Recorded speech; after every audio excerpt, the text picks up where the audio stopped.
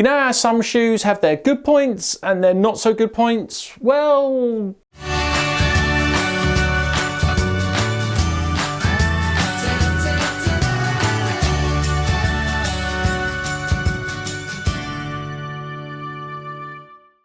so this is the Merrell All Out Crush Tough Mudder 2. So they've had one go at it, Merrell, at making a good all-round obstacle course race shoe or a Tough Mudder shoe, and this is their second effort. And I think right from the bat, let's mention one of its main unique selling points, and that is its ability to shed water. There is lots of mesh all around here. When you kind of look into the shoe, you can almost kind of see out of it. That's how porous it is. On the old one, they had like these three little kind of circular holes, which I always thought was a bit meh. Whereas this, they've really geared it up so that when you get dunked, when you do King of the Swingers or whatever, and you drop in the water and you climb out the other side, the shoe's just going to get rid of the water straight away. Other points to note, obviously it's got a sort of fairly traditional light-ish trail shoe sole. It's not super deep lugs, but it is a grippy trail shoe type sole. I wouldn't say this is a shoe for trail running, particularly, or trail races. I mean, clearly you could. If it's a dry day, then maybe it would be okay. But because this thing does shed water, it also lets it in as well. So if you're doing a trail race where there's going to be a few puddles, I think specifically other shoes are better for that. Let's focus on this as being an obstacle course race shoe and a Tough Mudder shoe, because that's it does say Tough Mudder on the side of it. With regards to the grip, for Tough Mudders, which tend to be on the buffed out trails, this grip is fine. When I was running in this at the Ram Run, which is quite a boggy, squelchy, muddy affair, this got completely overwhelmed. I was sliding in times on this, not just a little bit, properly struggling because it just got completely overwhelmed. Again, so the grip, you need to really be thinking for buffed out trails. It's not going to handle really muddy, boggy OCRs. It is only going to be really suitable for, say, Tough Mudder type things, which are much more established. It has a 6mm heel to toe drop. It does fit true to size. I am a UK size 11. This is a UK size 11. Fits absolutely fine. Straight out the box, it felt fine. Weight-wise, it's actually quite a light shoe. Comes in as my size, this shoe, at 10.5 ounces, which is 297 grams. And when you put it on, you think, yeah, it does. Even here, it feels light. It feels like by having so much mesh and not so much else, they have kept the weight down. So far, so good. Worth mentioning that I did see on the US Merrell website, they had a boa version where it has like this sort of twisty, clicky, lacy type thing. In the UK version, it only had the lace version. The lace version, absolutely fine. There's enough laces that you can, or lace length. There's enough lace length that you can easily do the heel lock technique, which I think you always want to do on a if you're going to do an obstacle course race, to sort of lock that heel in, because you're going to be going through some squelchy mud. It's going to want to pull at the heel, so locking that down is a good thing. Also worth mentioning, this, as you can see, has got a good splattering of orange, which is the Tough Mudder colour. Merrell do a non-Tough Mudder version, which is basically the same shoe, only this orange is all like a leery green colour, and it doesn't say Tough Mudder on it, because it's not orange. As for the general construction of the shoe, well, as I say, you've got your fairly traditional grippy rubber outsole, you've got an EVA midsole here, and as we mentioned, the mesh upper with the overlays. So let's get into what I think is great and what is not so great about this shoe. So things that I really did like, straight away, the fit. Fits great, put it on, happy with that, immediately thought, oh yeah, I can run in this is going to be good. The mesh, the way that it sheds water, brilliant. Literally, you can go into water. I've worn this now for 2 different obstacle course races. I wore this for the Ram Run and I wore it for the Wolf Run. Both are challenging, good obstacle course races with plenty of water, and it shed the water brilliantly. I actually like the styling. I don't think it's everybody's cup of tea, because I've worn it casually a little bit as well, and people have made the odd comment, but I think if you're into your OCRs, then there's a good chance you might like this. I like it. The midsole cushioning, yeah, I like the cushioning. I think it's a nice blend of sort of responsive, a little bit of cushioning. You don't need loads of cushioning when you're doing those types of events. Yes, sometimes the trails will be quite buffed out, and to be frank, they could be just as hard as concrete. But for me, it felt like a nice compromise for doing those sorts of races. So yeah, so far so good. But it's not all finish line photos and medals.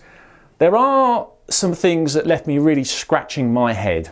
For a start, the tongue is not gusseted. So it's very good at shedding water, but it's also very good at letting lots of stuff get into the shoe. Really, in fact, this blows my mind to a degree how they could not have thought about this a little bit more. This is the first shoe that I've worn where I've had to stop during a race, take the shoe off because so much junk has got into the shoe I can't run in it anymore. And I'm not talking little bits of loose debris. I actually pulled a pebble out of the shoe that was about that big. How a pebble that big got into the shoe blows my mind. Well, actually, it doesn't blow my mind so much. It blows my mind that it did, that they built a shoe that didn't have a better fit around here. Is this top section. Although the shoe fits fine, there is hardly any padding around here. And I think as the shoe moves around, as your foot moves around, stuff is getting here or getting in there, it's getting in around there. And I think that's where the pebble got in. The problem is twofold. It's not just that this shoe does not have enough padding around here to stop stuff getting, to give it a nice seal around your foot, because it is really thin, which I know keeps the weight down, but there comes a point where it's like, yeah, we need it to be effective, and it's well and good being light, but if you've got to take your shoe off to take rubbish out, or, and this is the other really bad thing, because this isn't particularly good fit around here, it wasn't for me. The heel part here, this was okay. This around here is really not okay. And as I'm running over terrain that's kind of all over the place laterally, which was definitely the case on the Wolf Run, it's a very rugged, gnarly kind of course, brilliant course, but very gnarly. As I'm getting a lot of this kind of movement, as my foot's kind of being pushed and rolling around, this was rubbing my ankle something rotten. Now, admittedly, I wasn't wearing socks that kind of go above the ankle. The socks were kind of just inside. So, which actually is the way that I normally like to wear them when I'm doing these sorts of things. This was rubbing so bad that kind of come the end of the race, when I took everything off to get changed, it actually rubbed the skin raw. I could feel it was getting painful during the race. And you're like, how could you guys not have taken this out on some gnarly test runs to make sure stuff like that doesn't happen? I've never had it before where it's been rubbed raw here. So forget hotspots. This is way beyond a hotspot. It blows my mind. So I think this shoe, if you were running on just a fairly flat trail where it's not gnarly, not doing all sorts of funny things, which Tough Mudders tend to be. Tough Mudders, because they're so popular, they get thousands of people doing it. You can't get thousands of people pouring through gnarly little single track kind of one person thing. It's too big. So they tend to be on like fire roads and sort of, fairly well established, not groomed, but just kind of buffed out trails. They don't generally get too gnarly, not the ones I've been to anyway. So on the flatter stuff, where your ankle doesn't get kind of moved around, it's not really an issue. I didn't notice it so much. I noticed it's a little bit uncomfortable, but hadn't really picked up on it in the Ram Run. Well, that is a fairly short length OCR. But on the Wolf Run, oh my God, this was not helping me at all. In fact, this shoe was working against me.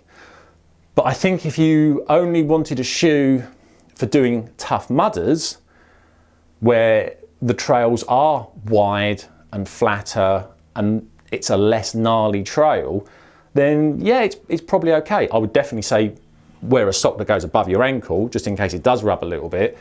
But you just think, why did you not put a bit more padding to stop some debris, gusset the tongue, and just develop this a bit more? It just feels like it's not been thought through. Like they've tested it in a lab and said, oh look, we've got great drainage, as they're putting it in a tank in a laboratory or whatever, and not giving it to people who actually go and do some fairly gnarly obstacle course races. Like, why would you not do that? Because I thought this was going to be a great all-rounder, and it's really not. If you want a shoe purely for like a Tough Mudder or maybe a Spartan, because again, that's a well turned out course, you know, you can get thousands of people are going to do Spartan, the really big popular ones where it's going to be on, as I say, fairly established trails. This is probably fine. It's probably a 4-star shoe.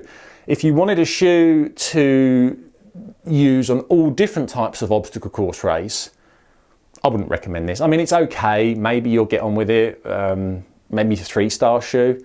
So, but I mean, it does say Tough Mudder on it, so I'm gonna rate it as 4 stars for Tough Mudders only.